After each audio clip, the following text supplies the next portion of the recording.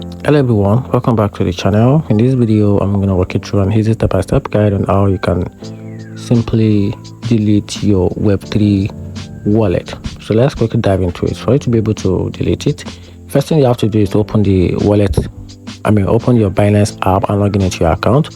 So tap on wallet at the bottom, then select the web3 wallet from the option.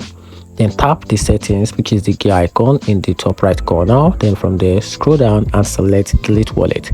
Confirm by entering your Binance account password / the verification code and tap confirm. And here's a quick note.